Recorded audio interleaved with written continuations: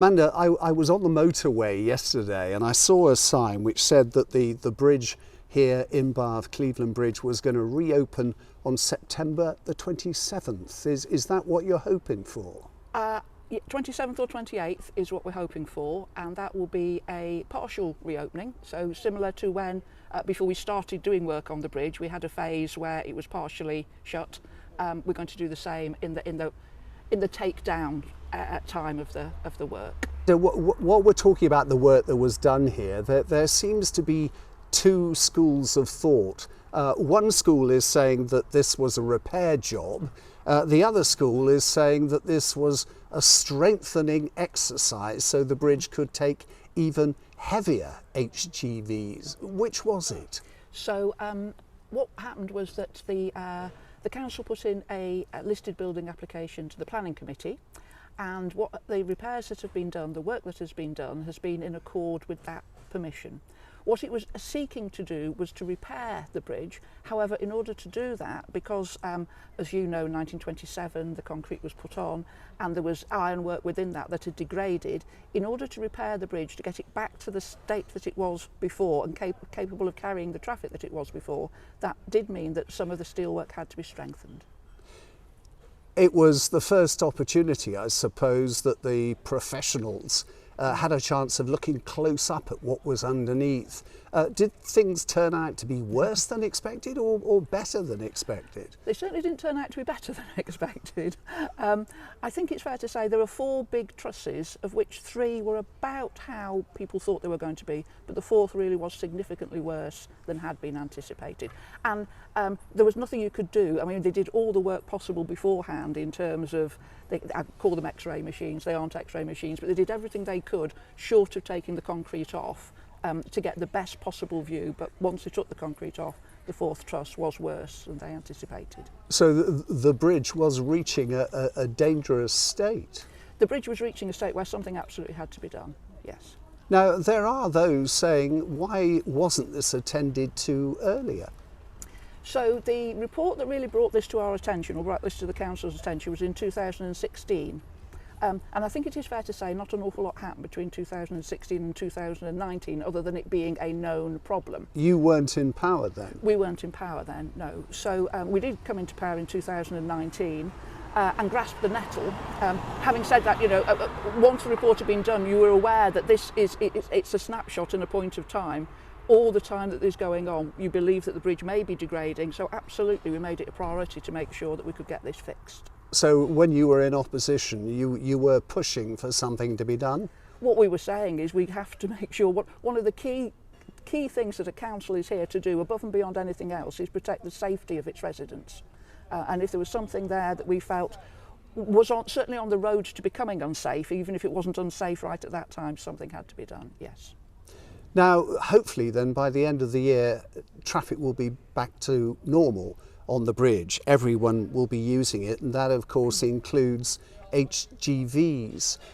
With that in mind, and the fact that you're pretty well powerless to do anything about HGVs returning to use the bridge, wasn't this in some respects a waste of money?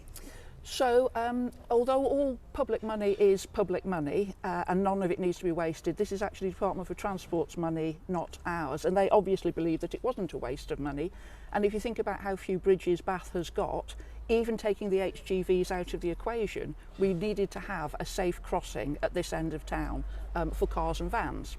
You are absolutely spot on right. The HGVs currently, unless we manage to do one of the things that we spoke about at Cabinet on Thursday, will be able to come back when the bridge fully reopens.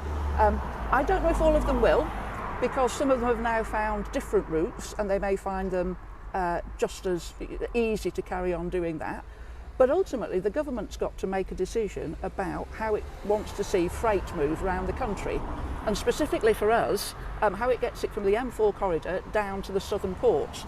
I do think they need to look at doing more stuff on railways, and I do think that they need to have an overview of whether or not this beautiful boulevard that we are currently sitting on is suitable for up to 48-ton lorries to go through. Well, I well remember you and I coming here and chatting on video way before all of this work started about a petition to keep a weight limit on the bridge. Now, you're not going to get that. You're a Lib Dem administration talking to Wiltshire that you need to, they're Tory controlled. We've got a Lib Dem MP and a Conservative government. I mean, Manda, what's left for you to do other than lie in the road? Do you want me to become if I was a speed bump, I imagine the HGVs wouldn't want to come through, frankly. I am more optimistic than you are, Richard, I really am, in that there is an argument that says if you take a helicopter view, probably a bad analogy at the moment, this is not a suitable route. This is not a suitable route to get heavy vehicles from the M4 down to the south coast. It's in a valley, so any pollution gets trapped. It goes over a grade 2 star listed structure. It goes literally past about 500 doors by the time you look at London Road and Bathwick Street, a lot of which are listed, so they can't be retrofitted, versus if you look at the A350, which is now dual carriageway all the way to Chippenham, and has had a lot of money spent on it to do that, is mainly on a plane, so the pollution dissipates and doesn't go past half as many houses, and they aren't actually, you know, most of them aren't listed, so they can do things to... That is obviously the best route. So irrespective of who's in power, you have to think that there has to be a decision that's made that is a net benefit for everybody. Because the other way that Wiltshire needs, I think, to look at this, and we've got Michelle Donnellan coming next week, who is a MP, Tory MP for Chippenham, along with some of her Conservative council colleagues, is we will be sitting here again, probably on this same bench in 10 years' time, having the same conversation.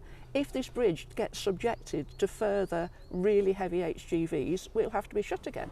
And then Wiltshire will have to take all the traffic, where if we get to a stage now where everyone says, OK, we will take our fair share, and they can take the HGVs and we will take the cars and vans, I think that's going to be a net benefit for everybody. So I have to hope that irrespective of what label people are wearing, and people are coming around the table to have some of these conversations, that you know, we've got lots of different mechanisms that we can use in order to protect. This is our prime responsibility, to protect our citizens, and we have to protect them from the noise, the nuisance, the pollution, the health and well-being impacts, the degradation to the listed buildings. We've got to make sure that we can try and do everything we can. But where you're completely spot on and right, and I will shut up in a minute, it's not our decision. In the end, it's not our decision. There are those saying, why not just introduce a congestion charge like London has? Then you'll not only dissuade the lorries, you'll dissuade the car owners too. There are lots of people who think the clean air zone is a congestion charge, which obviously it isn't, and lots of people think that's gone too far, and lots of people think it hasn't gone far enough.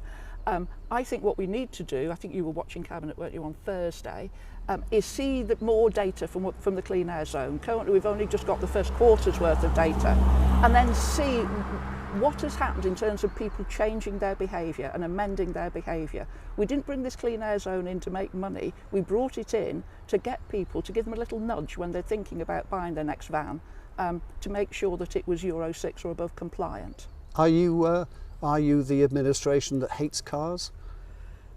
No, we're not the administration that hates cars. We are the administration that wants people to have a choice about how they commute best. And there are some journeys for which a car is probably the best way to make a journey.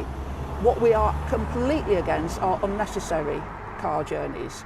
So there are people who would prefer to walk or cycle, and they don't feel necessarily that that's safe. So we want to give them the options to make that their journey of choice.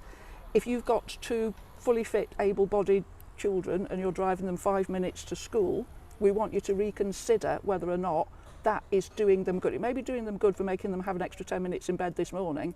Is it doing such harm to the environment that by the time they get to your age, you're actually bequeathing them something that has gone past a tipping point of being able to be saved? So please don't say that we're anti-cars, we are anti-unnecessary car journeys. And that does equate to some people thinking, do I need a car?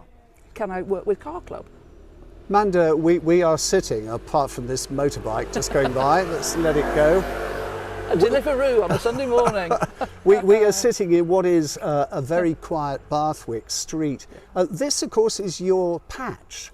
So those people who are just getting up now reading their Sunday papers are those who are either going to vote for you or against you in 2 years' time. I'm just wondering whether that's in your mind, and while we're talking about the Lib Dem administration, whether yours is an administration that will go to the local electorate in 2 years' time saying we've done what we said we would do, even if it loses us control? So I'll take those as two separate questions. Obviously, yes, this is the wonderful ward of Bathwick, and the last time we spoke, it was because I was a Bathwick councillor, not because I was in charge of the transport. And of course I'm bothered about what happens in my local area. You can't be a good local councillor unless you're bothered about what happens in your local area. So that gives it an added piquancy, I would say. But would I still be as bothered about keeping HGVs out of Bath if I wasn't a Bathwick councillor? Yes, I would, because this is something that impacts the whole of the city of Bath. So every time I set foot outside my house, obviously my neighbours are very keen on knowing what's going on, and I think it's a privilege for me to be in this position to be able to try and explain to them what we're attempting to do in order to keep the HGVs away. What about control? So control. I think we absolutely want to go to the next election, which is May 2023, and say we stood on a manifesto and this is what we've been able to deliver, because we were given a huge mandate in 2019 to do this. We have to do that. There will be some bits of it that may be unpopular, because no one particularly likes change. What we are aiming to do with the amount of consultations we're doing is bringing everyone along with us so that they can see what we're aiming to achieve. But if the basis of your question is, do we want to be a flash in the pan administration and achieve a few things and then have them ripped out next time because someone else comes in and doesn't like them? No, we don't. We want to be in this for the long haul.